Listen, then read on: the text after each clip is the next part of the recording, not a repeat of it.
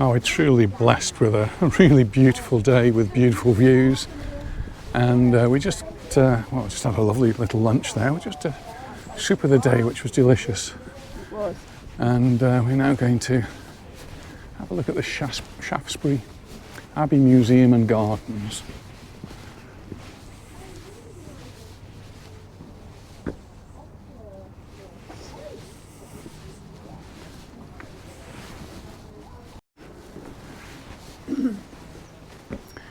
Just to let us know that it is a bit uneven here. You can have a picture of that statue.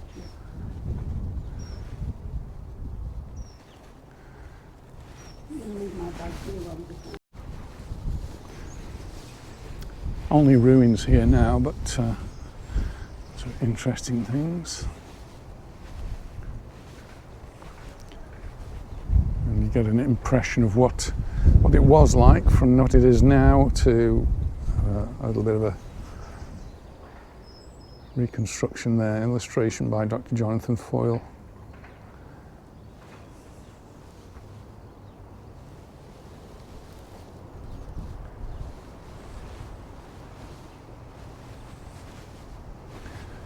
So the stones clearly were part of it. There's even a fossil down there.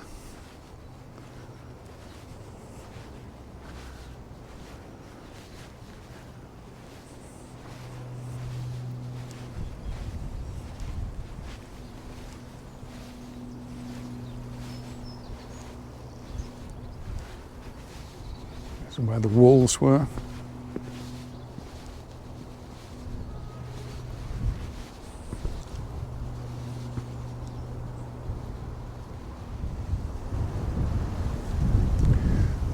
Area B with decorative and memorial stones of polished Purbeck marble.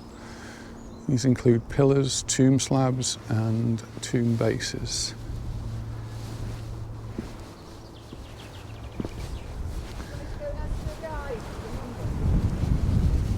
And here we've got the carved area architectural stones of local green sandstone and Chilmark Tisby limestone.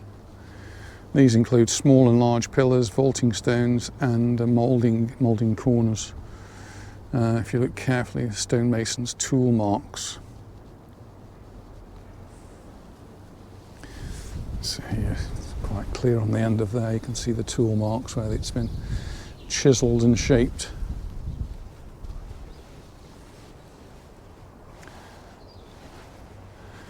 And the probable layout of the abbey, so what they think it was like. So 2 towers, a north tower and a south tower, west door, which is probably where we are now, leading through the nave to the high altar.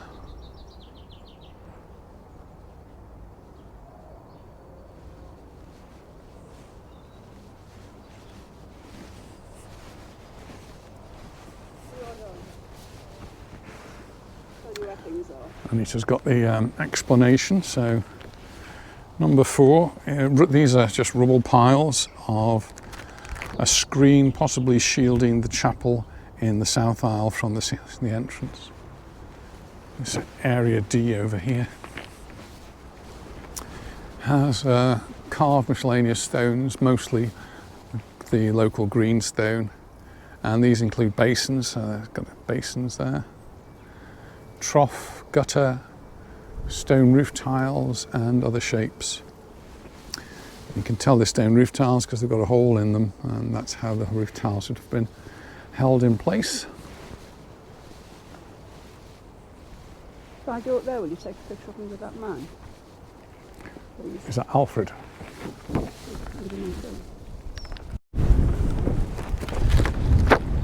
Number 5, a patch of 14th century tiles that paved the entire church and cloisters and site of the 2019 excavations, which extended south from this point to the south wall. It should be down that way somewhere. 6, site of the nave altar, used by local people and visitors who were not permitted beyond this point. And number 7 is the site of the stone rood screen dividing the nuns' choir from the nave.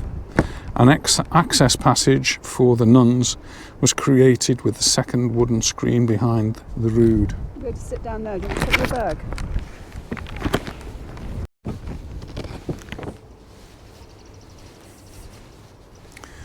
It's coming over here. These are foundation of screens crossing the north-south aisles.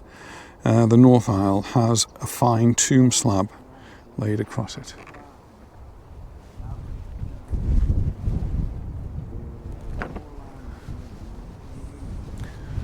We go over to number 9 here, the vault under the chantry chapel.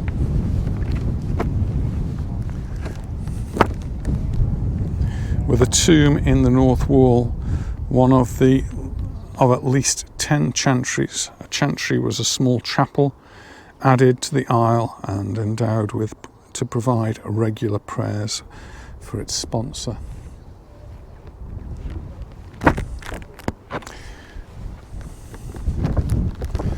Foundation here for the pulpitium, a stone screen containing the pulpit, separating the choir from the nave.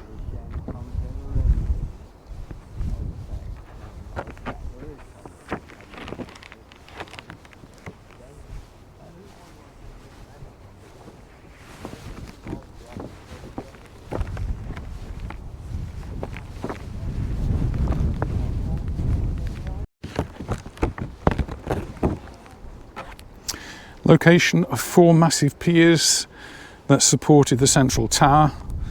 The southwest pier was excavated in 2019 and a carved 14th century stone was found here, headstone was found here. Now it's in the museum.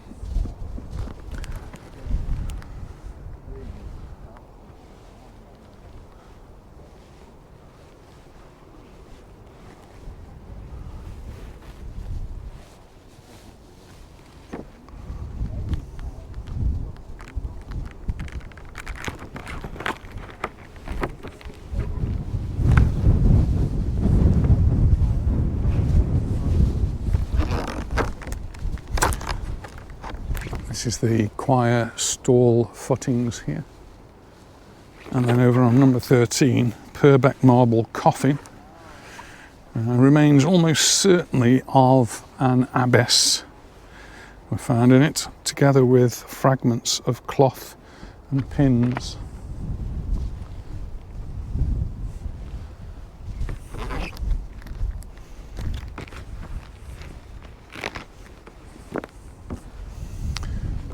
Stone-lined coffin.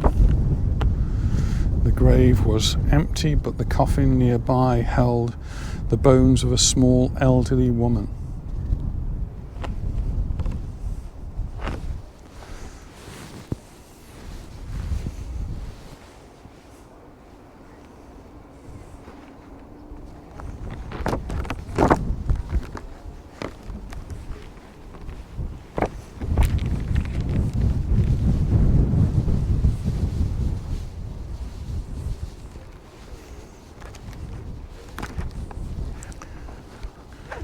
Another Purbeck marble coffin, probably pre-14th century when discovered. Veil fragments with gold thread covered the face of the skeleton.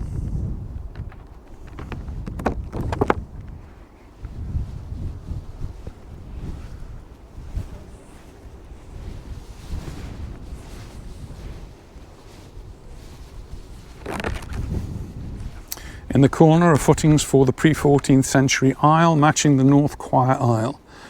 To the left side, the site of the 14th century altar. Here we've got the footings of the east end of the chancel. The Norman church probably had 5 apses, one main, one containing the high altar, and 2 smaller ones on either side.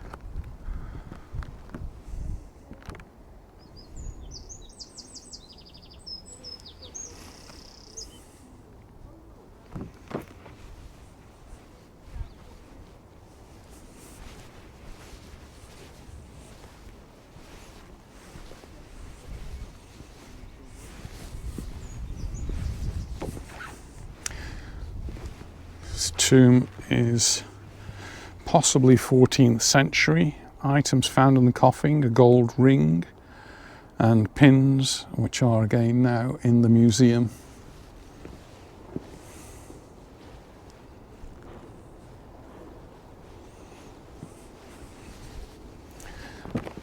Looking up here, this is the site of the high altar. A 14th century wayside cross from the town has been installed here.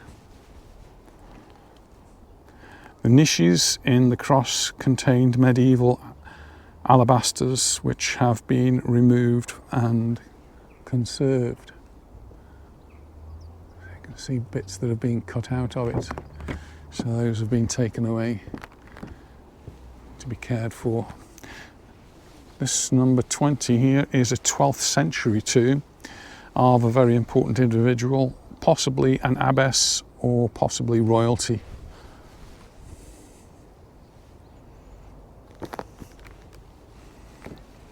And what we see here is a modern day altar. This is new.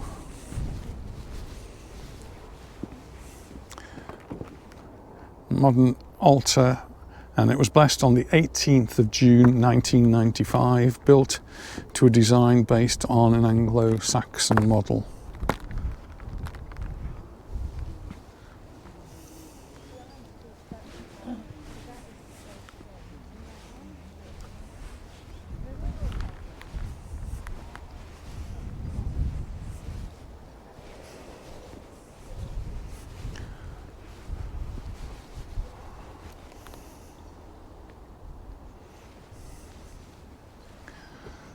The site of a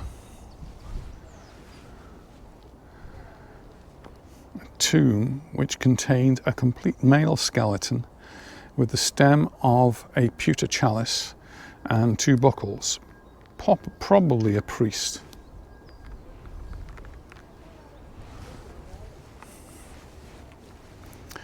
Over here, number 23, possible site of the original shrine of St Edward, King and Martyr.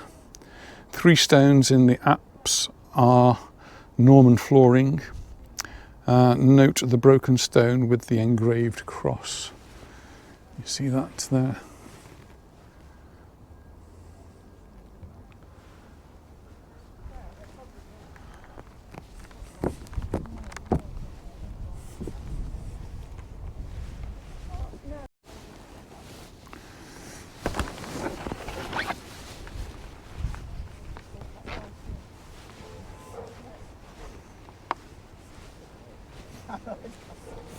No, we just about got her to the wall to her picture, and she had to stand there. Oh, this is the cab behind her head. And this is a 14th century crypt or ossuary. A crypt was used for the burial of important individuals. It may have had a chapel built above it to pray for the souls of those buried below. The worked stones, which you can see originally supported the roof. The brick show 1902. If you look over there in the distance, I can see that there are some red bricks in there. In 1902 there was a rebuilding of the wall.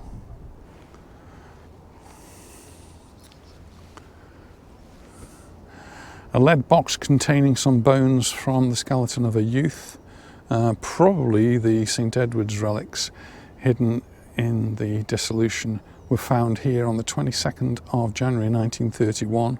The lead coffin can be seen again in the museum. And this is a modern shrine with stained glass rounded design by Rupert Moore. The shrine was dedicated to St Edward, King and Martyr on the 20th of September 1970. You can go and have a little look inside. Oh, that's a lovely stained glass window there.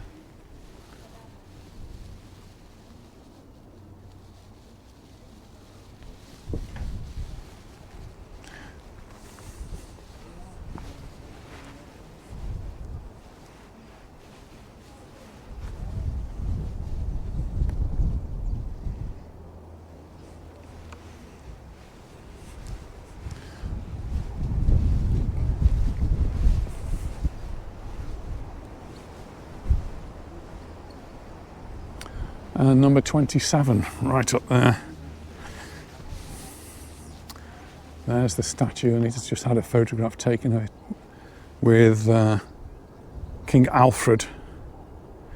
That was by Andrew Dumont and given to the Abbey by King Alfred's Middle School on its closure in 2004.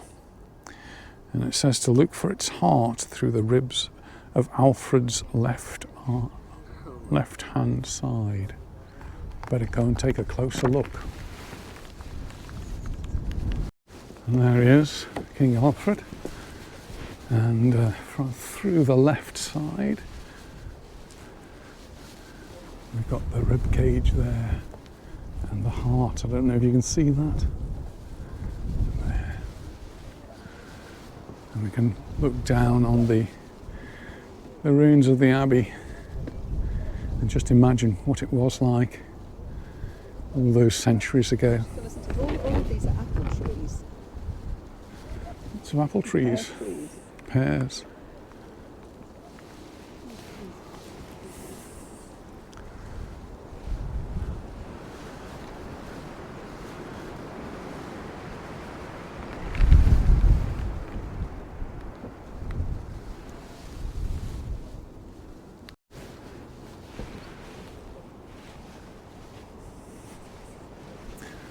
Nita fascinated by the flowers, of course.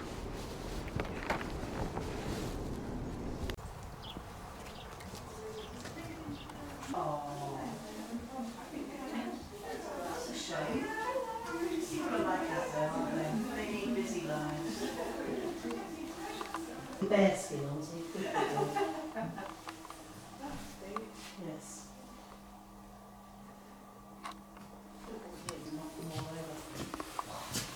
You put more up. Oh, God!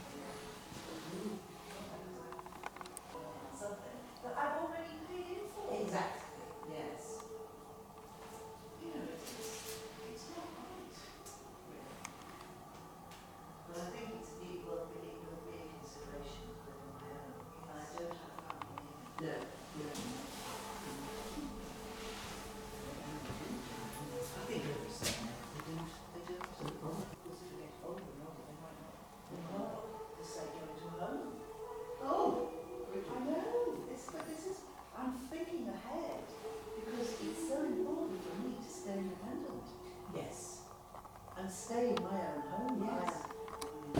There's King Canute trying to turn back the tide.